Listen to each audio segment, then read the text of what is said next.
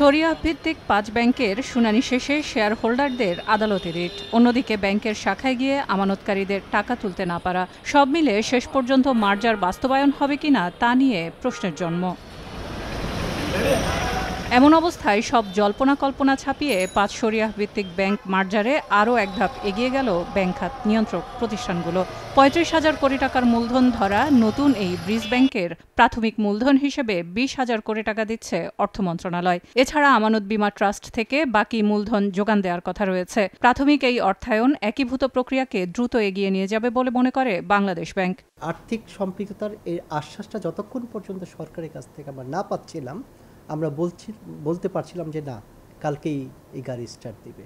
কিন্তু আপনারা দেখেছেন যে মন্ত্রণালয়ের সাথে মিটিং হয়েছে এবং সফল একটা মিটিং হয়েছে এবং সরকার প্রয়োজনীয় অর্থ সরবরাহ করার জন্য আশ্বাস দিয়েছে। এখন আমরা বলতে পারি যে মার্জারের গাড়িটা চলতে শুরু করেছে। আগামী ২ থেকে আড়াই মাসের মধ্যে একীভূত হওয়া সবচেয়ে বড় মূলধনের ব্যাংকটির কাজ শুরু করতে চায় সরকার।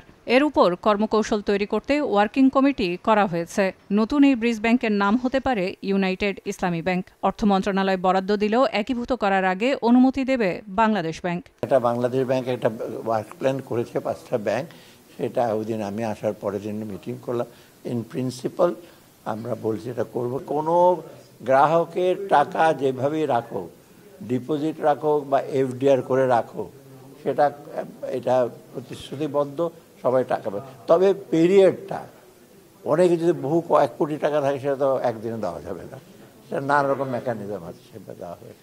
একীভূত হওয়ার তালিকায় থাকা ব্যাংক হল ফার্স্ট সিকিউরিটি ইসলামী ব্যাংক, সোশ্যাল ইসলামী ব্যাংক, ইউনাইটেড, গ্লোবাল এবং এক্সিম ব্যাংক। তবে সবশেষ শুনানিতে সোশ্যাল ইসলামী ও এক্সিম মার্জারের বিপক্ষে অবস্থান নেয়।